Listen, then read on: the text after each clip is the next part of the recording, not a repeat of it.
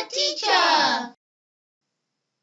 Hey guys, in this video I'm going to be explaining what the y equals mx plus b exactly means. This is slope y-intercept form. I'm going to be saying what each of these letters, the y, the m, the x, and the b, what do they stand for. The y and the x are sort of like a pair. The y is the baby and the x is the parent. And the reason why I use that analogy is because y represents the dependent variable. So just like a baby, and one way you can remember is that baby is B-A-B-Y, the baby is dependent on the parent. So x is the independent variable. In some circumstances, when you have word problems and things like that, you're going to have to figure out what the independent variable is and what the dependent variable is. Because if you have a Cartesian plane and you had to graph it, you have to decide which variable goes on the x-axis and which one goes on the y-axis. But if you know that x is always independent, and the y to the sky is your dependent, you should be okay. So an easy example to remember how do you know which variable is dependent. If you had the number of hours in a job and you had pay, so it's pay per number of hours, which one is independent? The independent variable would be time. Time is usually always independent. So if you see anything related to time, you can bet that it's the independent variable. Because if I worked 1 hour, let's pretend that I got paid $10 an hour. If I worked for 1 hour, I'm going to get paid $10. If I worked for 2 hours, I'm going to get paid 20, and so on and so forth. So that's why time is independent, because your pay depends on the amount of time that you have worked. The more word problems you do, though, the better you'll be at recognizing which one's independent and dependent. So that's what y and x are. The other thing that y and x could be was, let's say you had a coordinate on your Cartesian plane. I'm going to say that this is 1 and, I don't know, 2, let's pretend. Sometimes this can be used in the slope y-intercept. So that 1 is my x value, so x could be substituted in here.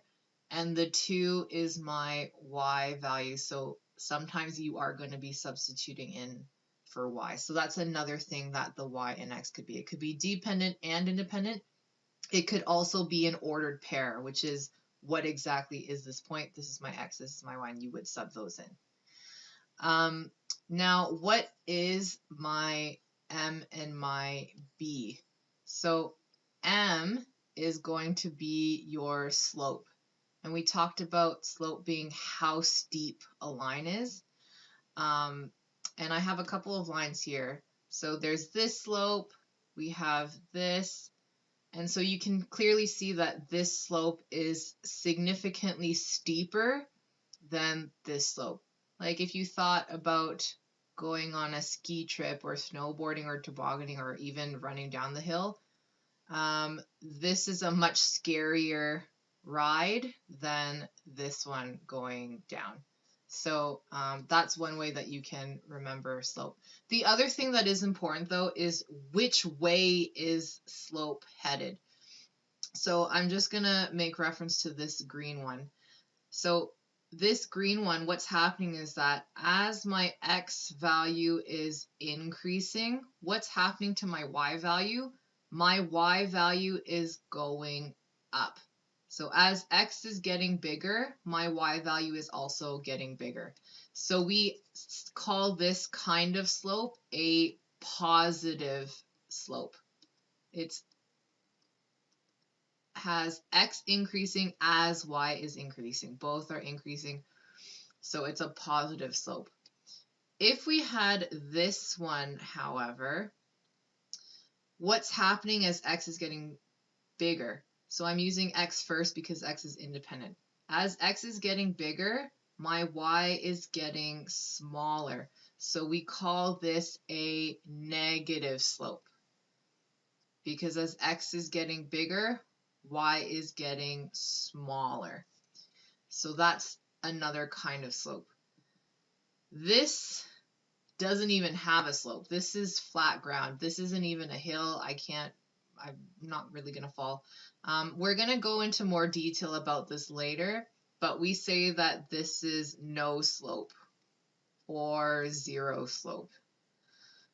Again, we are going to go talk about this later, but that's really all you need to know for now. So no slope, zero slope. And this one, which is super duper scary, you do not want to drop from here.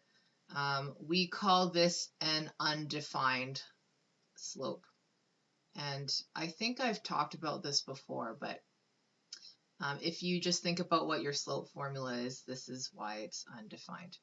So that's y, m, and x. Now, the last one, which is b is your initial value. That was one name for it. The other name for it is also your y-intercept. I just use y-int for short because it just takes too long to write it. So where is my initial values in all of these lines?